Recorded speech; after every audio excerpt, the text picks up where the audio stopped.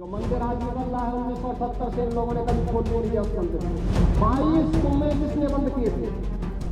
इन 22 कुओं को भी वहां पे बंद किया गया। वहां का माहौल इतना तनावपूर्ण किसने बनाया था? ये पत्थरबाज कौन थे? एक भी गिरफ्तारी बिना साक्ष्य के नहीं हो रही थी।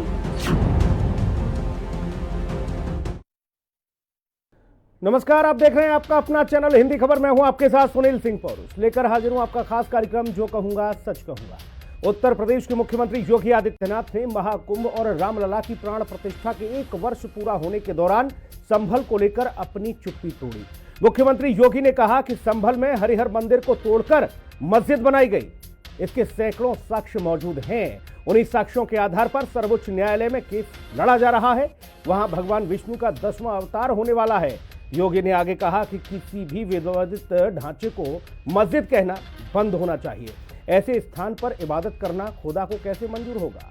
मुख्यमंत्री योगी के बयान के बाद आग बबूला विपक्षी दलों के साथ साथ मुल्ला मौलाना भी भड़क गए और योगी आदित्यनाथ के बयान पर पलटवार किया। लेकिन मुख्यमंत्री ने एकदम सीधी लाइन खींचते हुए संभल में हरिहर मंदिर बताया है और इसीलिए कहा जा रहा है कि सीएम योगी ने संभल पर आवाज की बुलंद, विवादित ढांचे को मस्जिद बोलना हो बंद। रिपोर्ट देखिए, फिर चर्चा होगी। संभल पर आवाज की बुलंद, विवादित ढांचे को मस्जिद बोलना हो बंद।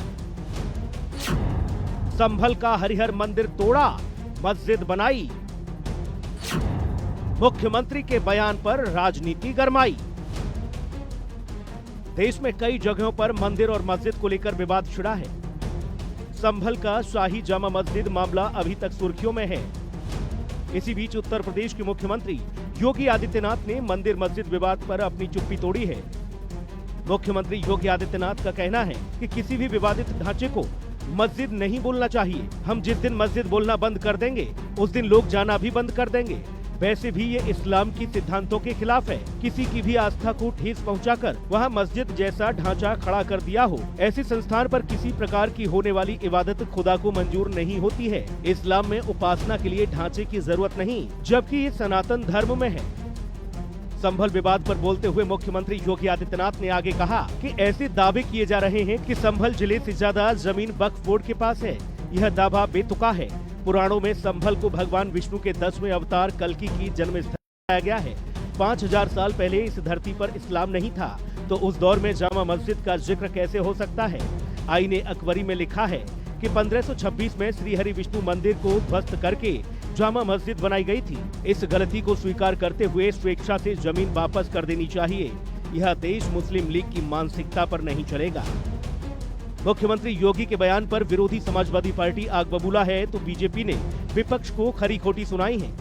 भाजपा सरकार ने कोई ऐसे कार्य किए नहीं जिस पर चर्चा की जा सके, तो उन्होंने बस एक एजेंडा बना रखा हुआ है कि किसी भी तरीके से हमें जो है कम्युनिटीज़ के बीच में वेज क्रिएट करना है, हमें जो है धर्म के नाम पे राजनीति करनी है और उसी आधार पर वो आगे बढ़ते चले जा रहे हैं। 2024 में उत्तर प्रदेश की जनता ने उनको नकारा, उनको बताया माननीय मुख्यमंत्री जी को कि देखिए आप हमारे लिए कार्य नहीं कर रहे हैं, आप रोजगार की बात नहीं कर रहे हैं, आप किसानों की बात नहीं कर रहे हैं, आप जो है महिलाओं की बात नहीं कर रहे हैं। आपकी सरकार में बेरोजगारी बढ़ी हुई है, महिलाएं परेशान हैं और महिला के अगेंस्ट अपराध बढ़ा हुआ है। इन सबको देखते उन्होंने वोट किया भाजपा के अगेंस्ट में और उसके बाद से माननीय मुख्यमंत्री जी को लगा नहीं ये तो गलत हो गया हुआ है, हमारा एजेंडा सिर्फ यही चलेगा कि हम हिंदू मुसलमान करेंगे और उसी के तहत जो है लगातार ये सिर्फ और सिर्फ हिंदू मुसलमान करने पे लगे हों, चाहे उनको बहराइच का दंगा कराना हो, चाहे अब संभल में जो है इनको खुदाई करानी हो। देखिए, योगी जी का कथन बिल्कुल सही है। मुस्लिम आक्रांताओं ने जिस तरह से सनातन संस्कृति को नष्ट करने की कोशिश की और उनका पहला लक्ष्य था कि सनातन संस्कृति के जो प्रतीक हैं उनको नष्ट करें और उन पर ढांचा खड़ा करें। इसलिए ढांचों को मस्जिद कहना ये उचित नहीं होगा, क्योंकि कुरान में भी लिखा है, इस्लाम में भी ये वर्जित है कि किसी विवादित स्थल पर अगर मस्जिद तामीर की गई है तो उस तामीर मस्जिद को वैध नहीं माना गया, वो हराम माना जाता है। तो ऐसे में उसे मस्जिद कहना अनुचित है। योगी जी की बात बिल्कुल सही है, योगी जी को मानना चाहिए और इस्लाम के सारे इस पर विचार करना चाहिए और इस तरह के विवादों को खत्म करना चाहिए। कुल मिलाकर ये कि योगी आदित्यनाथ संभल को लेकर जितने सजग दिख रहे हैं, उतनी ही तेजी से संभल के कायाकल्प का रोड मैप तैयार कर रहे हैं। शायद यही वजह है कि विरोधियों को बाबा बुलडोजर रास नहीं आ रहे। देखना होगा कि संभल का विवाद सियासत में और कितनी उथल पुथल मचाता है। संभल से अरुण कुमार, लखनऊ से विक्रम सिंह राठौर और राहुल श्रीवास्तव के साथ ब्यूरो रिपोर्ट, हिंदी खबर। और चलिए मेहमानों से आपको रूबरू करा देते हैं। केसी जैन जी, प्रवक्ता भारतीय जनता पार्टी हमारे साथ हैं। जैन साहब आपका बहुत स्वागत है। अशोक तिवारी जी, प्रवक्ता समाजवादी पार्टी हमारे साथ हैं। अशोक जी का बहुत स्वागत है। स्वामी चक्रपाणी महाराज, हिंदू धर्मगुरु, अब से कुछ ही क्षणों में हमारे साथ होंगे, उनका बहुत स्वागत। मोहम्मद शोएब सिद्दीकी, इस्लामिक स्कॉलर हमारे साथ हैं। सिद्दीकी साहब का बहुत स्वागत है। सिद्दीकी साहब, आवाज आ रही है आपको?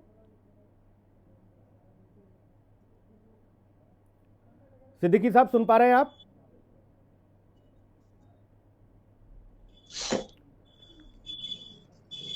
सिद्दीकी साहब, मेरी आवाज मिल रही है आपको? आवाज नहीं आ रही अभी सर, आवाज नहीं आ रही सर। अब सुन पा रहे हैं सर आप मुझे? हेलो जी, हेलो, आवाज कट रही सर आपकी। चलिए भाई, ठीक हो जाए जल्दी से तो हम बताइएगा। शोएब सिद्दीकी जी के पास जाना जरूरी है। आपकी आवाज कट रही है। ठीक है। केसी जैन जी, भारतीय जनता पार्टी ने तो हमेशा से इस बात को कहा ही, लेकिन दबी जुबान रही। आज मुख्यमंत्री योगी आदित्यनाथ ने चुप्पी तोड़ दी, उन्होंने सीधी लकीर खींच दी। उन्होंने कहा, और उन्होंने एक उदाहरण भी दिया कि आईने अकबरी में इस बात का जिक्र है कि हरिहर मंदिर को तोड़कर मस्जिद स्थापित की गई। देखिए सुनील जी, दरअसल इन्हीं सारे तथ्यों को लेकर के जो लोग कोर्ट में गए थे और माननीय न्यायालय ने उस पर आदेशित किया था सर्वे की। सर्वे के दिन क्या कुछ हुआ ये किसी से छुपा हुआ नहीं। किस तरीके से वहां पे अराजकता की गई, किस तरीके से दंगा किया गया, 40 राउंड से ज्यादा वहां पर फायर किए गए और तमाम सारे पुलिसकर्मी उसमें जख्मी हुए। तो ये सारी तस्वीरें देखी। दरअसल ये बात जो ये अल्पसंख्यक समुदाय है इसको भी बहुत अच्छी तरीके से पता है। और जब 1982 का सर्वे हुआ था, उसके बाद में 72 का, तब इन्होंने उसके बाद में उसमें फेरबदल भी किया था। जो राष्ट्रीय पुरातत्व विभाग का जो सर्वे था उसमें उसने इस पे रोक लगाई थी और इसको एक संरक्षित इमारत घोषित किया था कि इसमें किसी तरीके का फेरबदल ना हो। माननीय न्यायालय ने जो सर्वे कराया इसीलिए कराया कि इसमें जिससे कि अब फेरबदल ना होने पाए, वर्तमान स्थिति जो है वो बनी रहे। लेकिन जिनको ये पता है कि ये मस्जिद एक मंदिर को तोड़ करके बनाई गई है, हरिहर मंदिर को तोड़ करके मस्जिद बनाई गई है, वो सर्वे भला क्यों होने देंगे? वो क्यों चाहेंगे कि यहाँ पे कुछ भी शुरुआत हो? जब पुलिस चौकी का वहां पर विरोध हो रहा है, उसको वक्त की जमीन बता दे रहे हैं। पुलिस चौकी के लिए तमाम सारी मिन्नतें करनी पड़ती है, तमाम पैरवी करनी पड़ती है, तब जाकर के एक नई पुलिस चौकी बन पाती है। और यहाँ पर पुलिस चौकी सरकार दे रही है सुरक्षा के लिए, आज से उस पर भी आपत्ति हो रही है। ओवैसी साहब क्या क्या कुछ कह रहे हैं उसके बारे में। और वहां पर देखिए जो पूरी की पूरी जो है संभल नगरी है, संभल नगरी में जगह जगह आप देखिए मंदिर निकल रहे हैं। कहीं पे हनुमान जी का मंदिर, कहीं शिव जी का मंदिर, कहीं पे कुआं निकल रहा है। और ये बात जो बात माननीय मुख्यमंत्री जी ने कही है कि आईने अकबरी में इसका जिक्र है, उसके बाद में क्या कुछ रह जाता है बताने के लिए। और ये इस्लाम के खिलाफ है। ये इन्होंने जब वो भगवान राम मंदिर के अयोध्या में भगवान राम मंदिर के निर्माण को लेकर के जब प्रक्रिया चल रही थी, उसमें भी इन्होंने चीज कही थी। हमारे जो मुस्लिम समुदाय के स्कॉलर थे, विद्वान थे, कि हम कहीं पर भी नाजायज कब्जा करके अगर मस्जिद बनाते हैं तो उसमें की गई नमाज जायज नहीं, नमाज ही नाजायज है और मस्जिद तो नाजायज है ही। खुदा को मंजूर नहीं, इस्लाम को कबूल नहीं, सीधी सी बात। बिल्कुल ये कहा गया। और ऐसे किसी की आस्था को ठेस पहुंचाकर हम अपना मकबरा या मस्जिद और ये सब स्थापित नहीं कर सकते। ठीक है, अशोक तिवारी जी, योगी आदित्यनाथ जी के बयान को आप किस तरह से देख रहे हैं सर? समाजवादी पार्टी क्या सोच रही है इसको लेकर?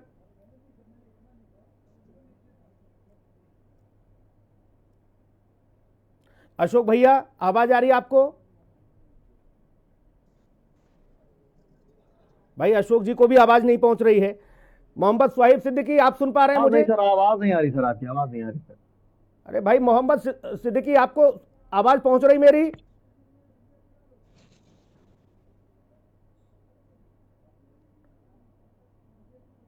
सिद्दीकी साहब सुन पा रहे हैं?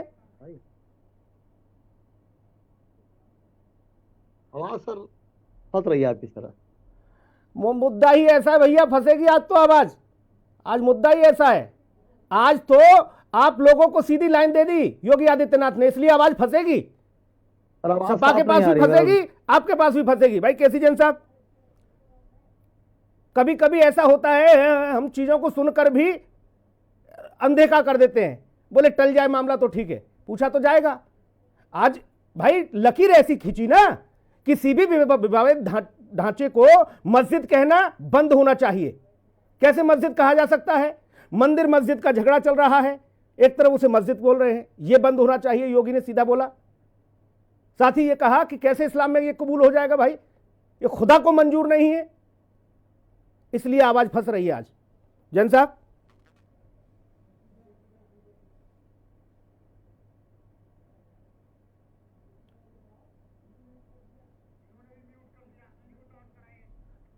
सिस्टम अनम्यूट करें जैन साहब।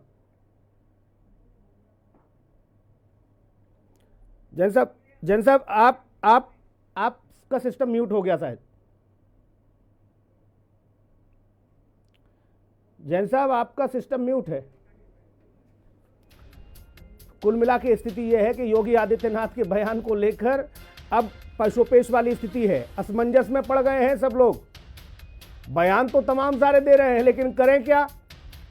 अब तक योगी आदित्यनाथ ने हरिहर मंदिर को लेकर, जामा मस्जिद को लेकर बड़े फलक पर कोई बात नहीं कही थी, लेकिन अब एक और रामलला की प्राण प्रतिष्ठा का प्रथम वर्ष और ऊपर से महाकुंभ का आगाज।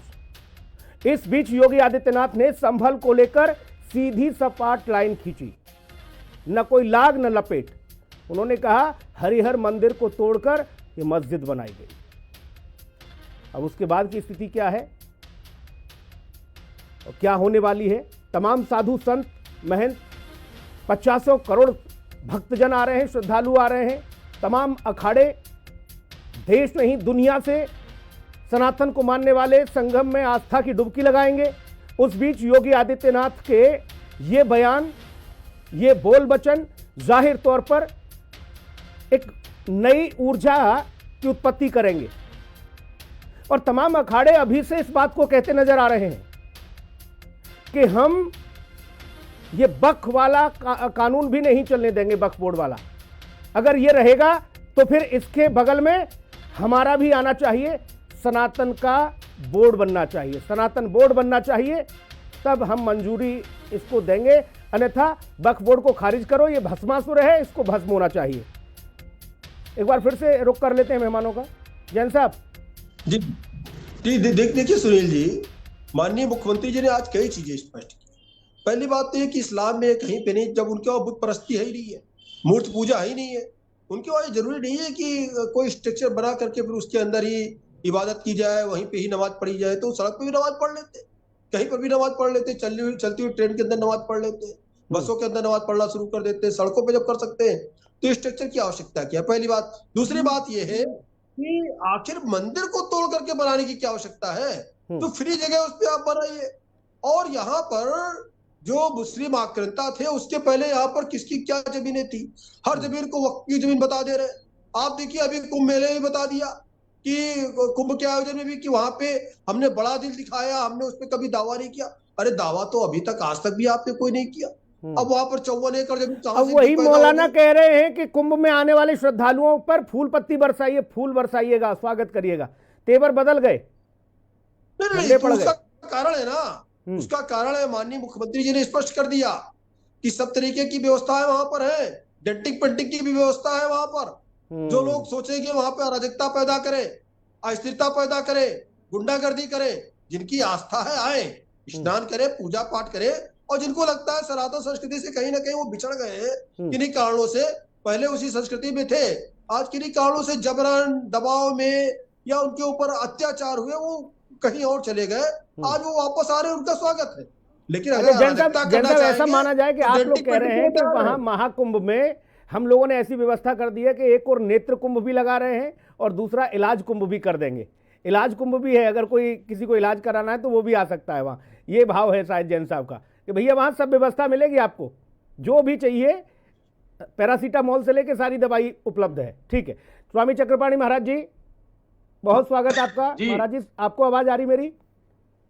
जी बिल्कुल आ रही। महाराज जी, योगी आदित्यनाथ जी के बयान को आप किस तरह से देख रहे हैं? उन्होंने सीधी लकीर खींची है, ना इधर ना उधर। उन्होंने कहा हरिहर मंदिर तोड़ा गया, उस पर यह मस्जिद बनाई गई, और ऐसे में यह ना खुदा को मंजूर है ना इस्लाम को कबूल है कि आप किसी की आस्था को ठेस पहुंचाकर वहां पर इबादत करें। बिल्कुल सुनील जी, सच्चाई यही है जो उत्तर प्रदेश के मुख्यमंत्री माननीय योगी आदित्यनाथ जी ने कहा है, वो बिल्कुल 100% सही है। अगर जो धर्म सम्मत जो या जो इस्लाम को जो जानने वाले हैं उनसे भी कई हमारी बार वार्ता हुई, तो वो स्वयं कहते हैं कि हमारे यहाँ स्पष्ट रूप से है कि कहीं भी विवादित जमीन पे जहाँ विवाद है या दूसरे की धर्म स्थल है, वहां पे हम मस्जिद बना ही नहीं सकते।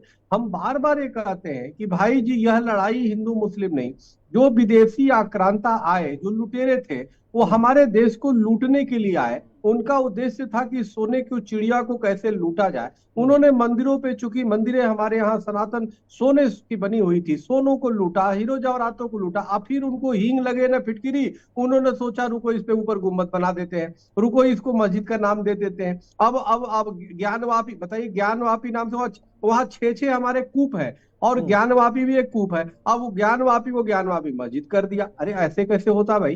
तो यह तो सीधा संकेत है कि उस लुटेरे ने लूटा और जबरदस्ती हमारे मंदिरों को तोड़ा और उसके ऊपर ढांचा तैयार कर दिया। और यही नहीं किया, सिर्फ यही करके नहीं, उसने अपनी एक एक मिनट्स लिखा है। मासिर आलमगीरी में स्पष्ट रूप से लिखा है कि किस प्रकार से, किस तरीके से राजस्थान की जब मंदिरों को तोड़ करके लाया, तो वहां पे औरंगजेब ने कहा कि जो हीरे जवाहरात उसको तो रखवाने का आदेश देता है, और बाकी जो प्रतिमाएं हैं सुनील जी, उसको कहता है कि दिल्ली के जामा मस्जिद वो उस समय वो रहा था, उसके सीढ़ियों पे छिटवा दो। सवाल ही, और पूरी मिनट्स उसमें लिखा है। मासिर आलमगीरी स्पष्ट उसमें एक एक मिनट लिखा है, चूंकि जैसे पीएम कुछ करते हैं तो उसके मिनट्स लिखे जाते हैं। पहले राजा जो करते थे मिनट्स लिखते थे कि वो सोचते थे कि इतिहास का हवाला मुख्यमंत्री दे भी रहे हैं, वो आईने अकबरी का हवाला दे रहे हैं, वो बता रहे हैं कि उसमें साफ स्पष्ट लिखा है, और अकबरनामा में भी लिखा है, बाबरनामा में। वो बिल्कुल ठीक कर रहे हैं, बिल्कुल ठीक कर रहे हैं। तो इसलिए जो इतिहास जानता है उसको करेगा। और हम तो स्पष्ट कह रहे हैं कि कोई भी जो मूर्खी होगा, जो लुटेरों की पाप की गठरी अपने ऊपर जबरदस्ती लेके चलेगा। सवाल इस बात का, हमारे यहाँ तो स्पष्ट कहा गया कि वरम है नरके वास्तु न तो दुष्चरिते गृहे नरकात क्षयते पापम कुग्रहान निवर्तते, यानी नरक में निवास कर लो लेकिन दुष्चरित्र के साथ मत रहो, क्योंकि नरक में रहोगे तो तुम्हारा पाप कटेगा, दुष्चरित्र के साथ रहोगे तो पाप बढ़ेगा, दुष्चरित्र का साथ दोगे तो पाप बढ़ेगा। कुछ लोगों की धारणा अलग है महाराज जी, कुछ लोगों की धारणा अलग है। उनको ये लगता है कि जैसा चल रहा है ठीक है, बाकी जाने के बाद 72 हुरे भी मिलती हैं। ठीक है, मैं मोहम्मद शोएब सिद्दीकी के पास जाऊंगा। भाग्यपूर्ण है। सिद्दीकी साहब सुन पा रहे हैं भैया? जी जी जी सुन पा। सिद्दीकी साहब, योगी आदित्यनाथ कह रहे हैं कि हरिहर मंदिर तोड़ा गया, उस पर यह मस्जिद तालीम की गई, और आपको तो किसी भी विवादित स्थल पर इबादत करने की इस्लाम इजाजत ही नहीं देता, न खुदा को ये गवारा है, फिर ये बवाल क्यों है? देखिए सुनील सर जी, कि इस्लाम नहीं, हर मजहब में किसी को इजाजत नहीं है कि किसी की जमीन पर किसी तरह के कोई मामले हों।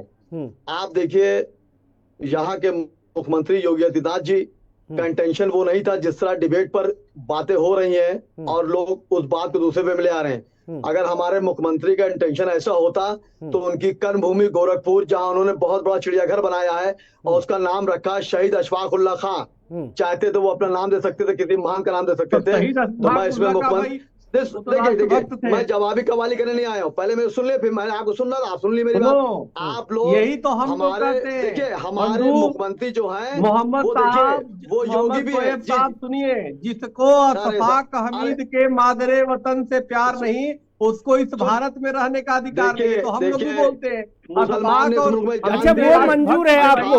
अच्छा सिद्दीकी साहब, वो मंजूर है पार्क आपको, और जो आज की बात कही है वो कह रहे हैं कि नहीं, वो इंटेंशन कुछ और था। भाई सिद्दीकी साहब, पहले मेरी पूरी बात सुन ले। आप देखिए, जब एंकर पार्टी बन जाएगा तो फिर डिबेट भाई नहीं अब हो तो पाएगी। पूछ रहे हैं, सीधी बात वो बोल रहे हैं, सवाल करे, मेरा जवाब देखिए, मैं जब से खामोश था मैं सब कुछ सुन रहा था, अब मेरी सफाई ले लें आप। हम ठीक तो है सफाई देते थे, सिद्दीकी साहब की आवाज आई पहुंच गए। ठीक है सिद्दीकी साहब देखिए बताएं। सर, ऐसा सुनील भाई ऐसा है, मैं ये कह रहा हूँ हाँ। कि हमारे मुख्यमंत्री जी जो हैं उनका इंटेंशन ये था नहीं था जिस तरह की डिबेटें चल रही हैं। हाँ। आप देखिए नमाज की जहां तक बात है तो ये हकीकत है कि अगर मैं सुनील भाई के घर गया हूं और उनकी इजाजत के बगैर मैंने नमाज पढ़ ली है तो वो नमाज नहीं होगी, बिल्कुल दैट्स ऑल, ये हकीकत है, इसमें कोई दो राय नहीं है। लेकिन होता क्या है, जिस तरह भी आप कह रहे हैं मुख्यमंत्री जी ने एक लाइन खींच दी है। मुख्यमंत्री जी ने अपने मुल्क अपनी जबान से कोई ऐसी बात नहीं कही है। उन्होंने ये बात कही है कि जिस तरह संभल में मामला हुआ उस तरह आप देखिए जो अभी प्रयागराज में जो प्रोग्राम चल रहा है उसमें कुछ लोगों ने कहा कि मुसलमान का आना बैंड है, मुसलमान नहीं आ सकता। कुछ लोगों ने दुकानों पे आधार चेक किए। तो मैं जब तक इस बात को सच नहीं मानूंगा जब तक मेरे वजीर आला योगी आदित्यनाथ जी अपनी जबान से नहीं कहेंगे। उन्होंने कोई ऐसी बात नहीं कही। इस मुल्क में गंगा जमनी की तहजीब मिसाल दी जाती है। आप नमाज की बात करें, बिल्कुल सही है। अगर अरे भाई वो ये कह रहे हैं कि वो लोग खाल बचा लें अपनी, यही बहुत है जो दावा कर रहे हैं कि यहाँ कुंभ में जमीन वक्फ बोर्ड की है। देखिए वक्फ बोर्ड की जमीन, देखिए शहाबुद्दीन साहब से मैंने 2-3 डिबेटों में बात कही थी कि ये वक्त नहीं था कि आप इस तरह वक्फ की जमीनों को मंदिर आम पिलाते।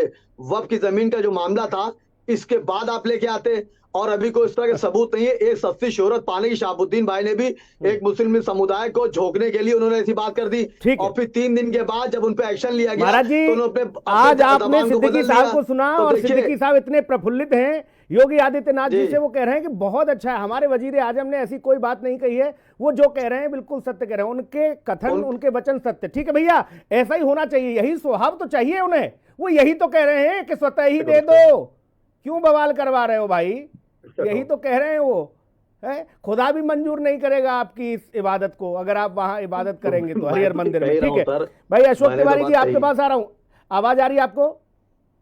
आवाज आ रही? तिवारी जी आप योगी जी के बयान को किस तरह से देख रहे हैं? सिद्दीकी साहब ने तो बड़ा अच्छा बताया। जी इसमें भैया देखिए, योगी जी का बयान तो कुछ बयान ही नहीं है एक तरह से देखा जाए तो। वो तो ओट की भिक्षा मांगने का बयान। सीधे सीधे उनके पास अब जनमत रहा नहीं योगी जी के पास। योगी जी भी जानते हैं कि 1991 वर्षिप एक्ट के तहत ये दोबारा मंदिर नहीं हो सकता है जब तक वो उस एक्ट को हटाया न जाए, जब तक उस एक्ट को वापस न ले सरकार। तो वो भी जानते हैं, ये तो एक शगुफा छोड़ रहे हैं। उनके पास अब जनता से कहने लायक कुछ बचा नहीं है जी। महंगाई पे कुछ बोल सकते नहीं, महंगाई पर बेरोजगारी दूर कर सकते नहीं। उनके जो है सारे उपक्रम जो भी MOU किए वो धरातल पे उतरे नहीं। सवाल इस बात का है महिलाओं के साथ अच्छा हो नहीं रहा है, घटनाएं हो रही तमाम। आज किसानों की जो दुर्दशा है वो कभी जीवन में इतनी दुर्दशा देखी नहीं गई। भाई आज किसान पर चर्चा नहीं है, आज किसान नौजवान पर चर्चा नहीं, आज चर्चा है कि योगी आदित्यनाथ ने जो कहा अशोक भैया उसको समाजवादी पार्टी किस संदर्भ में देख रही है। आपने बता दिया कि वोट की राजनीति है। आज दिन बड़ा था अशोक भैया, आज दिन बड़ा था। आज रामलला हिंदू पौराणिक हिसाब से आज रामलला की प्राण प्रतिष्ठा का पहला वर्ष था। आज पूजा पाठ हुआ वहां जी, और वहीं से ये चीजें निकल के भी आई। स्पष्ट कहना चाहता हूं कि योगी जी अब धार्मिक ध्रुवीकरण नहीं कर पाएंगे। लोग मुद्दों पे खड़े हैं, अपने जो है महंगाई के मुद्दे पर, बेरोजगारी के मुद्दे पर, और जो है पिछड़ों का हक नहीं मिल रहा है, दलितों का हक नहीं मिल रहा है, किसानों का हक नहीं मिल रहा, नौजवानों का हक नहीं मिल रहा, इस मुद्दे पे खड़े हैं। अच्छा, एक बात जो योगी आदित्यनाथ ने कही तिवारी जी, थोड़ा उस पर मैं आपसे चाहता हूं आप उस पर अपनी जो भी है, या तो माने न माने, जो भी है प्रतिक्रिया जरूर दें। उन्होंने कहा कि खुदा भी इजाजत नहीं देता, इस्लाम भी इस बात की इजाजत नहीं देता कि किसी भी ऐसे विवादित स्थल पर जाकर आप इबादत करें। जी ये योगी जी जाने, योगी जी का जो है कथनी करनी जाने, हम इस पर क्यों बोलेंगे? ये योगी जी बोले योगी जी। योगी जी को जो कुरान की आयतें पढ़ने लगे, योगी जी कुरान का जो है विश्लेषण करने लगे, योगी जी गीता का करें, योगी जी धार्मिक तरीके से उपदेश देने लगे ना, उनको मुख्यमंत्री पद से इस्तीफा दे देना चाहिए। योगी आदित्यनाथ जी को, बाबा योगी आदित्यनाथ को मुख्यमंत्री पद छोड़ करके जो है धार्मिक उपदेश देना चाहिए जनता को। क्यों कर रहे हैं? मुख्यमंत्री क्यों बने हैं? उनका जिम्मेदारी है महंगाई दूर करना, उनकी जिम्मेदारी है बेरोजगारी दूर करना, उनकी जिम्मेदारी है किसानों को खुशहाल करना, उनकी जिम्मेदारी है नौजवानों को जो है सही तरीके से। ठीक है जैन साहब, अशोक तिवारी जी कह रहे हैं कि अब उनको पूरी तरह से योग व्यवस्था में आना चाहिए, मुख्यमंत्री पद से इस्तीफा देके। देखिए सुनील जी, हमारे समाजवादी पार्टी के साथी जी, हमारे भाई अशोक जी ने, हमको लगता है, मुस्लिम स्कॉलर महोदय की बात नहीं सुनी। उन्होंने स्वयं इस बात को स्वीकार किया, बल्कि हर एक मुस्लिम स्कॉलर, हर एक मुल्ला मौलाना इस चीज को स्वीकार करता है। और हम लोग तमाम बार डिबेट किए, जब अयोध्या मामला हो रहा था उस पे, और जब प्राण प्रतिष्ठा हो रही थी 1 साल पहले, तब भी सबने इस चीज को स्वीकार किया। और ये बाकायदा, ये मतलब हर एक धर्म में है, ये सिर्फ मुस्लिम धर्म में ही क्या, अभी उन्होंने एक चीज बहुत अच्छी बात कही शोएब जी ने, कि ये सब धर्म में है कि आप किसी दूसरे धर्म की जमीन कब्जा करके उस पर अगर आप सोचे कि हम पूजा पाठ करें, इबादत करें, तो स्वीकार नहीं है ऊपर वाले को। तो वो जिस चीज को कह रहे हैं उसको हमारे समाजवादी पार्टी के साथ ही नहीं मान रहे। दरअसल क्या है, जिसकी ये राय दे रहे हैं कि वो जाए पूजा पाठ करे, वो नहीं समझ रहे हैं कि राष्ट्र धर्म भी होता है। अच्छा, एक बात बताइए जैन साहब, जो अभी शोएब सिद्दीकी ने बात कही, और अब मौलाना शहाबुद्दीन भी कह रहे हैं कि कुंभ में आने वालों पर फूल बरसाइए, उनका स्वागत सत्कार होना चाहिए। अब ये बताइए, अचानक से इतना बदलाव, ये 360 डिग्री कैसे घुमा है मामला? ये इतना हृदय परिवर्तन कैसे? हमने तो देखा आग उगलते हुए लोगों को। ये जो डेंटिंग पेंटिंग की व्यवस्था है और जो बुलडोजर की व्यवस्था है, वो तमाम सारी चीजों में सुधार ला देता है। जहां पे भी अतिक्रमण होता है, वो अतिक्रमण लोग स्वयं तोड़ने लगते हैं। आपने देखा संभल में भी, जब ये हनुमान जी की मूर्ति निकली, मंदिर निकला, वहां पे जिन लोगों ने अतिक्रमण किया था, वो स्वयं अपना अतिक्रमण तोड़ने लगे। क्योंकि अगर स्वयं अपने आप में सुधार नहीं लाएंगे, और योगी जी ने अगर सुधार लाना शुरू किया, तो क्षति और ज्यादा हो जाएगी। जितना तोड़ना चाहिए उससे ज्यादा टूटेगा, फिर बुलडोजर चलेगा। तो इसलिए स्वयं में सुधार लाना आवश्यक है। लेकिन जिसका ज्ञान हमारे समाजवादी पार्टी के साथी दे रहे हैं कि भाई योगी जी ने कहा कि भाई उस पे मस्जिद स्वीकार नहीं है, तो ये बता दे भाई मस्जिद कहाँ पे स्वीकार है? क्या किसी अपने आप जो है, हम अपने जो धार्मिक स्थान उनको ऐसे ही जाने दें? नहीं, अशोक भैया उस पर बोलेंगे नहीं, वो कह रहे हैं कि हम नहीं बोले। हम क्यों बोले इस पर? 91 का योगी जी के संभल वाले बयान पर उन्होंने बिल्कुल आंख कान सब बंद कर लिए, बोले नहीं, हम नहीं, इस पर नहीं बोलेंगे, हम बोलेंगे किसान पर, नौजवान पर। सुनील जी पैसा दे आएंगे अपनी जेब से 5 लाख रुपया एक बात तो मासूमों को। इन्होंने 91 का वर्शिप एक्ट बताने लगे कि भाई वर्शिप एक्ट है, तो ये आप क्या दे रहे हैं? आप कौन सा ज्ञान दे रहे हैं? आप ये धर्म नहीं बांट रहे। कौन सी मंदिर बनेगा, कौन सी मस्जिद बनेगी, नहीं बनेगी? तो ये आप अखिलेश यादव जी को भी समझाइए ना जी, कि वो कहते हैं कि भाई वहां पे जो दंगा हुआ अच्छा हुआ, वहां पे तो अपने के बचाने के लिए गए थे संभल में सब लोग। अरे वहां पे कोई हिंदू संगठन था ही नहीं, पत्थरबाजी को जायज ठहरा रहे। वहां जाके अखिलेश यादव जी पैसा बांट रहे हैं सबको, 5-5 लाख रुपया दे रहे हैं वहां पर। तो उनको बताइए ना। अच्छा, ठीक है सर, ठीक है सर। मैं सिद्दीकी साहब आपके पास फिर से आ रहा हूं। भगवान के मंदिर के, और आप जिसको बता रहे हैं ना, देखिए ये राज धर्म है। योगी जी अपने धर्म के साथ साथ, सनातन धर्म के साथ साथ मुख्यमंत्री की कुर्सी पे बैठे हैं, और मुख्यमंत्री की उन्होंने शपथ ली है। सिद्दीकी साहब, राज धर्म ठीक है सर, कर रहे हैं। आपने जो अच्छी बातें कही आज, राजधर्म ये कहता है किसी का आजकल हम जब चर्चा में बैठते हैं और जो भी मुस्लिम स्कॉलर आते हैं, शायद उनका ये भाव नहीं होता, वो अलग ही लकीर पीटते हैं। लेकिन मैं आपने जो बातें कही उनसे भाजपा वाले भी सहमत, बाकी सब लोग सहमत ही हैं। आपने अच्छी बात कही कि सबके लिए चीज़ें बराबर हैं और ऐसा कुछ नहीं, विवाद कहीं कोई नहीं है। कुछ चीज़ें हैं जिनको लेकर लोग अपवाद कर रहे हैं। आपको इसके पीछे कौन सी मिसाइल नज़र आ रही है जो बिल्कुल तैयार हो रही है उस मुहाने पर कि कभी भी दाग दो से, जिससे कि सबका हित अहित जो भी है, वोट बैंक वाला, इसमें आपको वोट बैंक का मामला लगता है क्या? देखिए सुनील भाई, देखिए ऐसा है कि आप ये देखिए कि मेरी बात मुकम्मल हो जाने दीजिएगा, चाहे दोबारा मौका ना दीजिएगा तो पूरी बात हो जाएगी। ठीक है, देखिए सर, 1857 में जब मुल्क आजादी की जंग लड़ी गई तो उसमें हिंदू भाई के साथ साथ मुसलमान भाइयों का भी खून बहा। 1947 में जब मुल्क आजाद हुआ, आज तक मुसलमान ने कुर्बानियां दी। लेकिन आप देखिए आजादी के बाद से अगर आप सर सुनील भाई देख लें तो मुसलमानों को तकरीबन हर पार्टी ने वोट बैंक समझा जी, और इक्तिदार में आने के लिए मुसलमान को यूज किया, और फिर उसके बाद दूध में जैसे मक्खी होती है उसको निकाल के फेंक दिया। आप देखिए। अच्छा अशोक भैया, सुन लेना ध्यान से सिद्दीकी साहब की बात। सर जी, तो सर आप ये देखिए आजादी के आज, मैं सर किसी पार्टी को टारगेट नहीं कर रहा हूँ। नहीं, आप नहीं कर रहे, हम कह रहे हैं भाई साहब, हम कह रहे हैं अशोक भाई से कह रहे हैं। मेरा एक मामला ये रहा कि हिंदू दिखाई दे कि मुसलमान दिखाई दे, आंखें तरस रही हैं कि इंसान दिखाई दे। मैं इस नेचर का इंसान हूँ। मैंने हमेशा हक बात करी हो, चाहे अदालत हो या जंग का मैदान। देखिए सर, होता क्या है कि आजादी के बाद से इक्तिदार में आने के लिए हर पार्टी ने तकरीबन मुसलमानों को वोट संभल बैंक में समझा आप जैसा भाव और हो जाएगा बाकी लोगों का और सर। सुनिए सुनिए, और उनको यूज किया, और जब इख्तिदार में आ गए तो उनकी बिरादरी के लोगों ने मलाई काटी, मुसलमान से चटाई बिछाने तक रह गया। अब आप यहाँ पे देखिए संभल वाली सर बात आई है, मैं मुख्यमंत्री की न मुखालफत कर रहा हूँ न मैं मुआफिक बात कर रहा हूँ, मैंने जनरल बात करी सर। उन्होंने एक टारगेट वो नहीं लिया, उन्होंने कहा कि मस्जिद जो होती है अगर विवादित मामला है तो उस पर नमाज नहीं होगी। अब अगर मेरा कोई हमदर्द बोले या मुखालिफ बोले, अगर सच बात है तो मैं उसको मानूंगा। आप देखिए मस्जिद नहीं, अगर मंदिर हो या चर्च हो या गुरुद्वारा हो सर, अगर विवादित हो तो मैं समझता हूँ उस पर पूजा करना या इबादत करना मैं समझता हूँ जायज नहीं है। एक बात और कही, एक बात और कही उसमें छोटी सी जी भैया, सर। उसमें जी, एक बात और जी कही, सर। उन्होंने कहा कि विवादित स्थल को मस्जिद कहना बंद होना चाहिए। मस्जिद क्यों? विवादित, विवादित ढांचा। देखिए सर, देखिए होता क्या सर, देखिए बाबरी मस्जिद थी, वो मेरे दिल में क़यामत तक रहेगी। और इस बात को जो कुछ लोग सस्ती शोहरत पाने के लिए बार बार बात कहते हैं, मुख्यमंत्री का मेरा ये इंटेंशन नहीं था। आप विवादित ढांचा कह सकते हैं, मेरे लिए बाबरी मस्जिद थी, ये हकीकत है। लेकिन आप ये देखिए सर, संभल की जहां तक बात आई है, मैं इस बात को बारीकी लेता चलूं सर, कि आप देखिए संभल में सर सुनील भाई, कि कहीं ना कहीं प्रशासन से चूक हुई। आप देखिए जिस तरह पत्थर की बात कर रहे हैं, आज मसला तो चूक का पत्थर नहीं भाई साहब, आज तो इतना बताइए कि हाँ अभी बाकी महाराज जी भी हैं, वो भी इस बात पर भड़क जाते हैं, बोले कि ज्ञानवापी को आप मस्जिद क्यों कहते हैं? बोले ज्ञानवापी रहने दीजिए, और बाकी विवादित स्थल बताइए, यहां तक ठीक है। लेकिन एक बात कही जा रही है कि मस्जिद कहना बंद कर दीजिए। तो मुख्यमंत्री ने कहा आगे कि मस्जिद कहना बंद हो जाएगा, उस दिन वहां पर लोग भी जाना बंद कर देंगे। लोग तब तक जा रहे हैं जब तक उसे मस्जिद कहा जा रहा है। देखिए मैंने आप सुनील भाई वही बात कही कि हमारे मुख्यमंत्री जी का इंटेंशन वो नहीं था जिस तरह की एंकर या कुछ लोग इस बात को बताना चाह रहे हैं। देखिए मेरी मस्जिद है, मैं ताक़यामत मस्जिद कहता रहूंगा।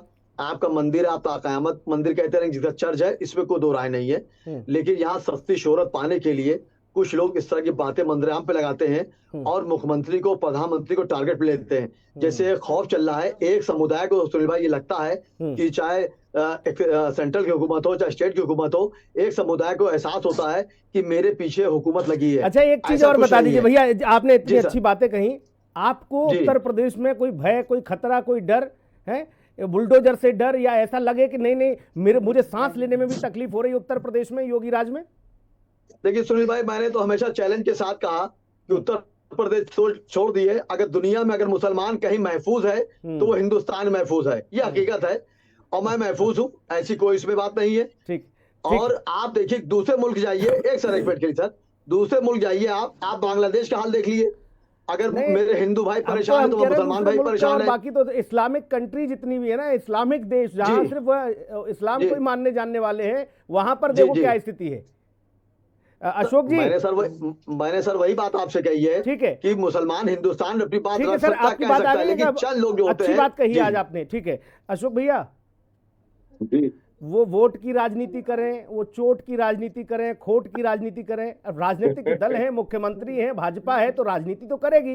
दूसरी बात, क्या आपको ऐसा लगता है जो सिद्दीकी साहब की बातें आई और फिर शहाबुद्दीन साहब भी आज 360 डिग्री घूमे अचानक से, इनसे कि अब मुसलमानों का हृदय भी परिवर्तित हो रहा है, लग रहा है ऐसा? देखिए ऐसा है सर, अपने धर्म की बातें सिद्दीकी साहब कर रहे हैं जैसे, और लोग करेंगे, जो स्कॉलर होंगे या जो धार्मिक गुरु होंगे। मैं कोई उपदेशक नहीं हूँ, मुझे धर्म की बातों को आप तो राजनीति की बात बताइए जी। तो पहली चीज ये है कि मैं कोई उपदेशक नहीं हूँ, और मैं एक राजनीति से जुड़ा हुआ व्यक्ति हूँ, समाजवादी पार्टी का अधिकृत प्रवक्ता हूँ जी। मुझे जनहित दिखाई पड़ता है, जन सरोकार की समस्याएं दिखाई पड़ती हैं। आज मुझे लगता हुआ किसान दिखाई पड़ता है, आज मुझको जो है वो पिछड़े दिखाई पड़ते हैं जिनको हक नहीं मिल रहा है। समस्या ये तिवारी जी, जब आप विपक्ष में होते हो तभी दिखाई पड़ता है, जब आप विपक्ष में होते हो तभी दिखता है आपको तिवारी जी। सामाजिक न्याय नहीं मिल रहा है और जो रोजगार के लिए भटक रहा है नौजवान, वो दिखाई पड़ता है। हमको ये सब दिखाई पड़ता है, हमको जनहित दिखाई पड़ता है, हमको जनता की पीड़ा दिखाई पड़ती है। जो प्रदेश पिछड़ रहा है विकास में, वो प्रदेश दिखाई पड़ता है। स्वास्थ्य व्यवस्थाएं की हालत चरमरा रही है, वो दिखाई पड़ती है। शिक्षा व्यवस्था जो बेहाल है वो दिखाई पड़ती है। तो हमको तो ये सब दिखाई पड़ता है, दुख दर्द दिखाई पड़ता है जनता का। वही हम कह सकते हैं कि आज योगी सरकार में जनता बेहाल है और योगी जी जो है उपदेश देने में जुटे हुए हैं, धार्मिक उपदेश देने हैं अगर उनको, कौन बदहाल है भैया? कौन परेशान है? आप मुसलमानों के लिए कहते थे कि मुसलमान गुर्बत का जीवन जीने को मजबूर है, आज सिद्दीकी साहब ने बता दिया। आज तो सबसे ज्यादा दलित परेशान है, दलित और जो है पिछड़े और जो अल्पसंख्यक भी परेशान है एक तरह से, और अगड़े भी परेशान है। अगड़े जो नौकरी नहीं पा रहे हैं, जो अगड़े में नौजवान लड़के हैं नौकरी नहीं पा रहे हैं, वो परेशान है। किसान में अगड़े भी हैं, सब लोग हैं किसान में। मिल्कीपुर में पूरा मामला कॉकटेल है भाई साहब, सब है वहाँ, दलित हैं, पिछड़े हैं, अति पिछड़े हैं, ठीक, मुसलमान भी हैं, अगड़े भी हैं, सब हैं। मिल्कीपुर का रिजल्ट बता देगा कि कितने परेशान हैं, कितने गुर्बत में जीत रहे हैं। मिल्कीपुर बम बम बम बम कर रहा है अखिलेश जी के लिए, अखिलेश जी के लिए बम बम बम बम कर रहा है मिल्कीपुर, और मिल्कीपुर में धुआंधार जीत दर्ज करने जा रहे हैं। सारा वर्ग हमारे साथ है, अगड़े भी हमारे साथ है, गरीब ब्राह्मण भी हमारे साथ है, ब्राह्मण भी हमारे साथ है, कौन साथ नहीं? उधर की को आप यही कर रहे थे, हुआ क्या भैया? फिर नाराज हो जाएंगे अखिलेश जी। जनता ही ऊपर पड़ी है, जनता ही निकल चुकी है, हर बूथ की रक्षा करेगी, कुनरकी जैसे लूट नहीं होने देंगे। भाई जैन साहब जल्दी से वहाँ पर जवाब दीजिए जैन साहब। वो कह रहे हैं सब परेशान है। 8 सीटों पे उसमें लूट नहीं कर पाओगे, नहीं कर पाओगे। आज एक जनता बाहर निकल चुकी है, वो तुम्हें जो है तुम्हारी औकात दिखाएगी मिल्कीपुर में।